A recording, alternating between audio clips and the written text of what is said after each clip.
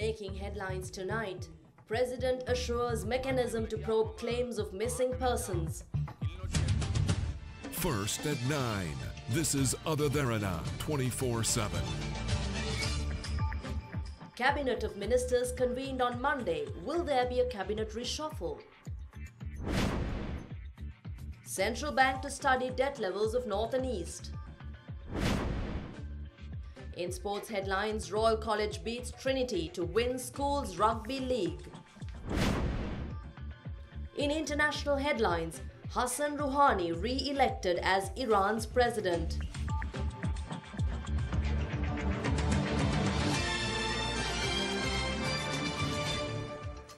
Good evening and a warm welcome. This is Derana Prime News at 9. We take a look at your top story making news tonight. Government sources revealed to Derana that President Maithripala Sirisena has summoned all cabinet ministers to the presidential secretariat on Monday. Some cabinet ministers also confirmed the information following queries by Derana. The Cabinet of Ministers have been instructed by President Maithripala Sirisena to arrive at the Presidential Secretariat at 8:30 a.m. on Monday. The meeting comes following months of speculations over a possible cabinet reshuffle, with the two major parties in the unity government, the SLFP and the UNP, hinting so. Meanwhile, a few parliamentarians expressed their views regarding a possible cabinet reshuffle. If ministers are culpable for any wrongdoing, they must be removed from their respective posts. That rarely happens in Sri Lanka. But if they are thieves who steal from the public, they must be removed. Only then can the country move forward. This cabinet reshuffle has continuously been postponed. We saw how parliamentarians representing the SLFP spoke about it. President Sirisena said it could happen during Vesak. We were anticipating that something big would happen. Parliamentarians of the SLFP even said that they would do something within 2 weeks. And these 2 weeks ended yesterday. All these statements have now become jokes. A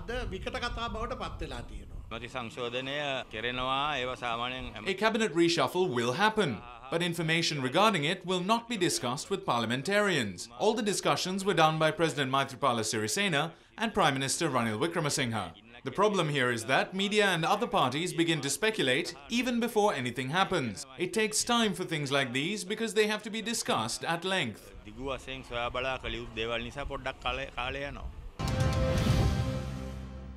The body of a youth has been discovered under the debris of the building which collapsed in Vellavatta, bringing the confirmed death toll from the tragic incident to 2.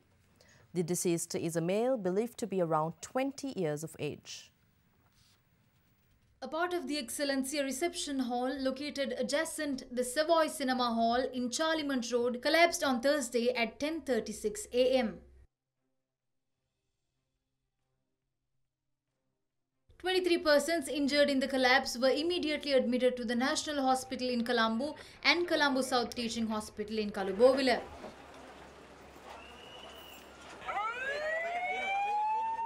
One individual succumbed to his injuries on Thursday after being admitted to the National Hospital. Another body was found during search operations today.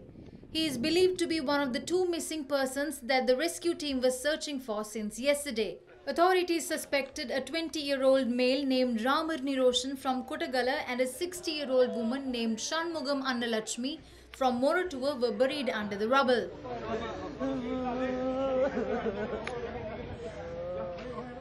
Today too, their relatives were seen gathered at the site. A heated argument occurred between relatives of the missing and contractors who were removing the rubble.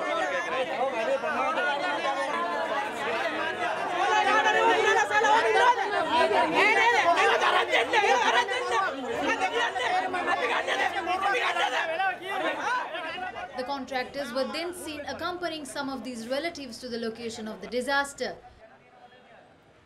A protest was also held in Kottagala today, demanding authorities to find Ramar Niroshan as soon as possible.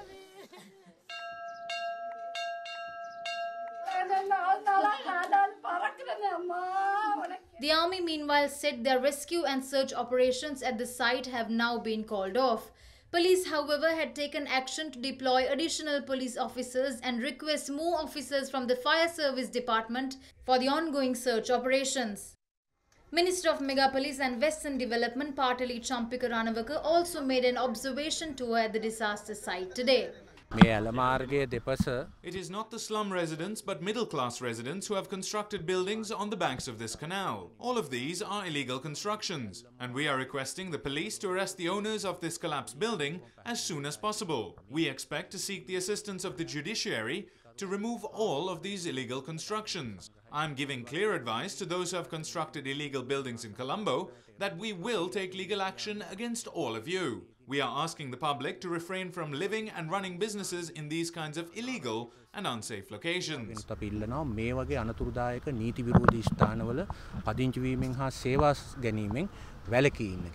Minister of Agriculture Duminda Disanayake too made an observation tour at the location during the afternoon.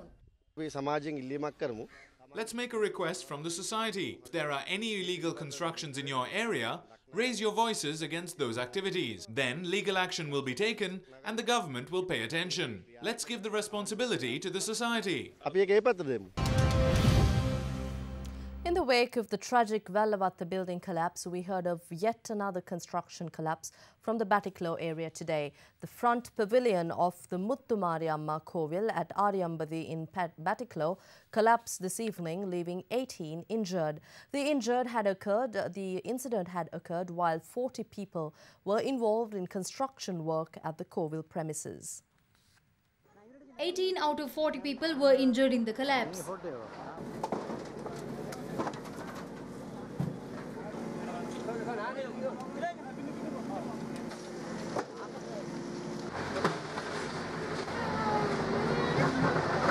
The injured were sent to the Batiklo Teaching Hospital and the Aryampadi District Hospital. It collapsed while we were looking on. When we ran there, we saw people lying on the ground. One had a broken leg, another had a broken hip, while another was unconscious. We knew this was going to happen. We told the relevant authorities earlier, but they didn't pay heed.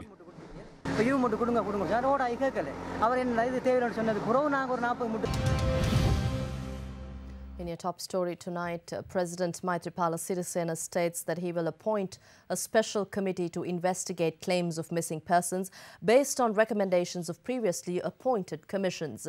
The President said this speaking at the opening ceremony of a cultural hall in Sampur in Trincomalee, adding that the government will put a mechanism in place to investigate locations where missing persons are alleged to be held. He also presided over the opening of the Sampur District Hospital and Lankaputna Bridge earlier today. The Sampur District Hospital was vested in the public by President Maithripala Sirisena today.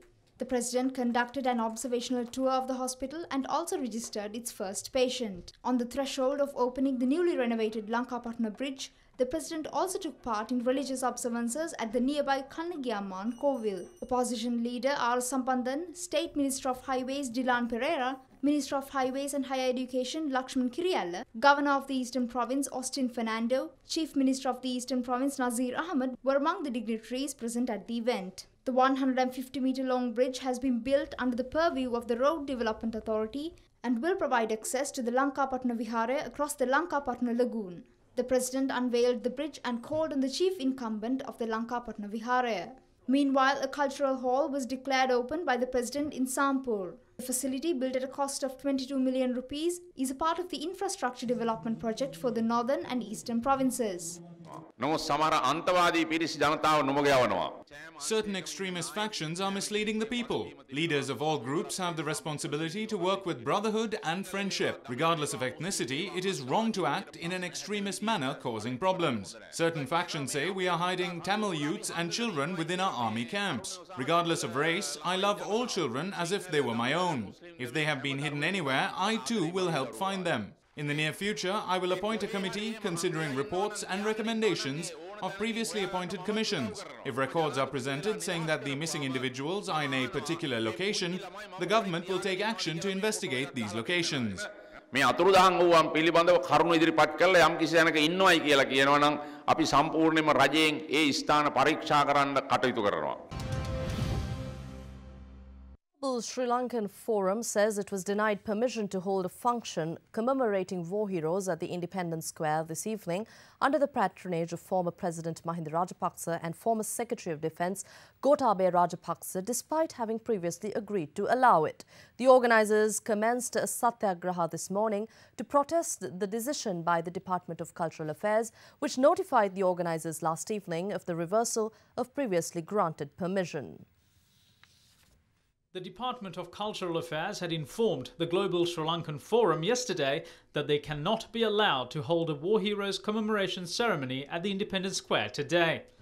The organisers commenced a satyagraha this morning to oppose the decision of the Department of Cultural Affairs. We booked this location for a commemoration of war heroes by paying 7,000 rupees to the Department of Cultural Affairs 2 weeks ago. Yesterday, Anusha Gokula sent a letter stating this venue, which was booked by us, is allocated for another national commemoration of war heroes. Therefore, the allocation is cancelled and the money is returned. Yesterday, the national commemoration of the war heroes was held under the patronage of President Maithripala Sirisena. According to Anusha Gokula, there is another commemoration at this place today. They made this cancellation for innocent war heroes. That is what is wrong here. It will not be easy if the war heroes take to the streets, for we fought with Prabhakaran fearlessly and won't back down. Although the commemoration was not allowed to be held at the Independence Square, Global Sri Lankan Forum gathered at the Independence Square this afternoon and marched towards the Vihara Mahadevi Park with the parliamentarians of the joint opposition and the families of war heroes. Former President Mahinda Rajapaksa and the former Secretary to the Ministry of Defence, Gotabaya Rajapaksa, however, did not attend the ceremony due to inadequate security. War heroes got this freedom after suffering a lot so that everyone could enjoy this freedom equally. Here we talk about reconciliation with pure intentions. When we remove our army from the north and if they hold genocide weeks, when we think of sharing power equally, if they ask for more power and a separate police, I don't see reconciliation there.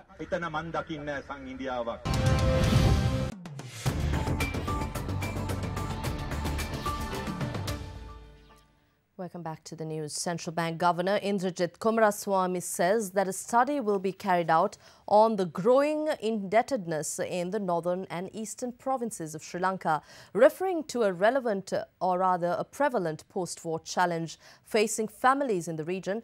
Dr. Kumaraswamy told Colombo-based foreign correspondents that the central bank is concerned about the rise in household debt in the region. A recent report of the central bank pointed out to high levels of poverty in the northern and eastern provinces.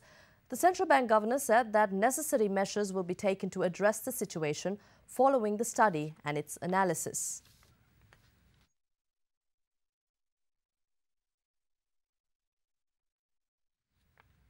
Meanwhile, during a discussion with the Chief Minister of the Northern Province, C.V. Vigneswaran, yesterday, Prime Minister Ranil Wickremesinghe assured that the government is establishing mechanisms to uplift the northern economy. Parliamentarians representing the Jaffna district, provincial council ministers and officials from the Northern Province joined the discussion between Prime Minister Ranil Wickremesinghe and Chief Minister of the Northern Province, C.V. Vigneswaran, in Jaffna yesterday. We went to India, we discussed the issue, and we said we need a large construction project coming into the northern province. And Mr. Gadkari, Minister of Highways, said he proposed improve the road system in Jaffna by building expressways. Secondly, as a means of encouraging investments, we have worked out a new system of incentives talking with the IMF. And the new system is that you don't pay taxes until you make a profit. And from the profit, you are entitled to 100% depreciation tax-free. If you locate in the north before 31st of December 2019, you are entitled to 200%. Some of them would have waited for 4 years before coming to invest. So how do we get them in there? But our rural areas have been neglected. We must empower our rural folk to have access to markets in the agricultural and fisheries sector while they preserve their rural innocence and simplicity.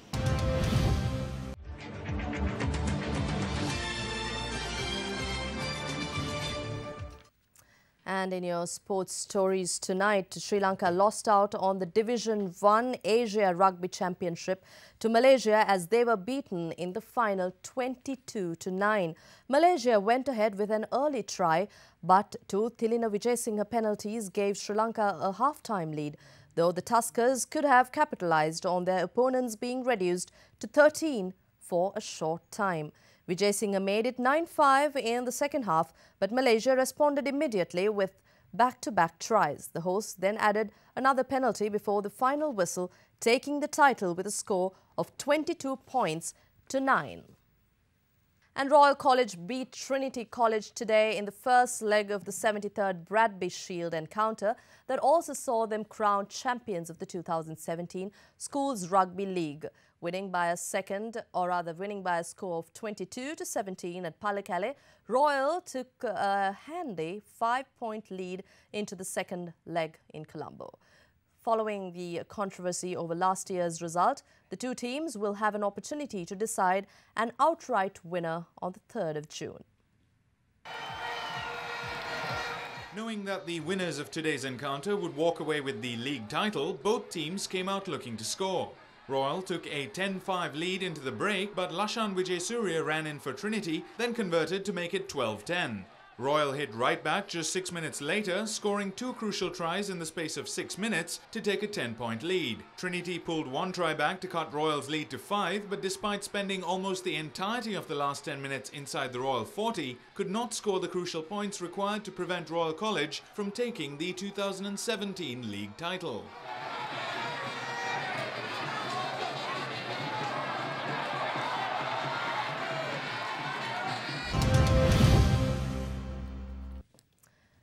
And the President yesterday attended an awards ceremony to felicitate high achievers in sports at the BMICH. The Presidential Sports Awards ceremony for the year 2016 celebrated 13 sports personalities who excelled in their fields.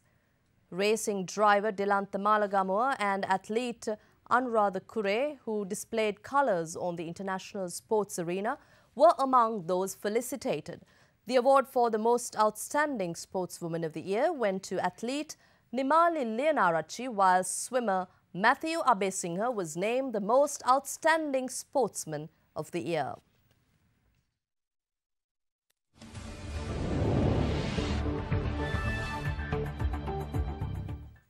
And in your international news, we move on to your headline-making story tonight. US President Donald Trump arrived in Saudi Arabia this morning, beginning his maiden trip since taking office in January. While the White House hopes the trip will shift focus away from domestic controversies and onto his foreign policy agenda, further revelations emerged in US media, suggesting that a senior Trump advisor is a person of interest in a probe into collusion with Russia during last year's campaign. US President Donald Trump and his entourage were welcomed in Riyadh by Saudi King Salman, with the leaders stated to sign a number of bilateral agreements, including $100 billion of American arms purchases by Saudi Arabia and $50 billion of deals between oil giant Aramco and several US companies. However, back at home, the Washington Post revealed that the law enforcement investigation into possible coordination between Russia and the Trump campaign has identified a current White House official as a person of interest, although this official has not yet been named. Separately, the New York Times reported that Trump told Russian officials at a meeting last week that firing FBI Director James Comey relieved great pressure he faced from the investigation. A public opinion poll conducted by Reuters and Ipsos this past week put Trump's approval rating at 38%, his lowest yet since taking office. And in a headline-making international news item, Iranian President Hassan Rouhani was re-elected in an election that is seen by many as a challenge by the country's conservative clergy that still holds ultimate sway. Rouhani led with a convincing 58% of the vote compared to 39% for his hardline rival Ebrahim Raisi, who is a protege of the country's unelected supreme leader Ayatollah Ali Khamenei. While the powers of the elected president are limited by those of the supreme leader, Hassan Rouhani's victory gives the pro-reform camp a strong platform. Rouhani's re-election is likely to safeguard the nuclear agreement that his government reached with global powers in 2015, under which most international sanctions have been lifted in exchange for Iran curbing its nuclear program. However, Rouhani still faces the same restrictions on his ability to transform the country because Khamenei, as supreme leader, has veto power over all policies and control of the country's security forces. As many as 140 people, including civilians, are reported to have died in an attack on an airbase in Libya on Thursday. The government-backed Third Force militia took over the Brak al-Shait base, with a militia spokesperson claiming that the base was liberated and forces within were destroyed. A spokesperson for the self-proclaimed Libyan National Army said that the soldiers within were unarmed and summarily executed. The widely denounced attack breached an informal truce between the government and the LNA, and while the Libya Prime Minister's office denied ordering the attack, the government's defense minister and the militia's commander have been suspended pending an investigation.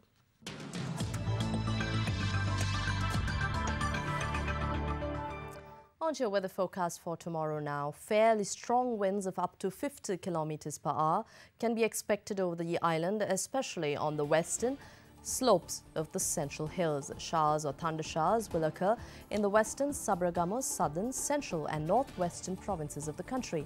Fairly heavy falls of more than 50 millimeters can be expected in some areas of Sri Lanka.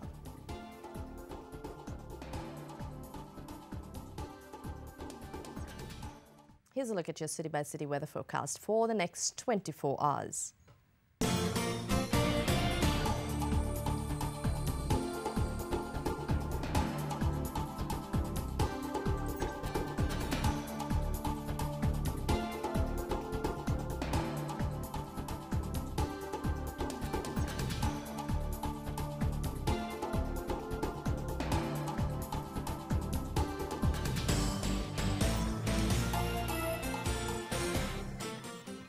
And that's all on your Prime News at 9 from Other Derana 24/7. But before we go, we'd like to leave you with some visuals of a Chinese waterfall that has started flowing again after having dried up 60 years ago. The Tiantai Mountain waterfall disappeared due to the construction of a reservoir and a power plant. A new reservoir has been built upstream of the old one, restoring the 325-meter-high waterfall. We wish you a pleasant evening. Good night.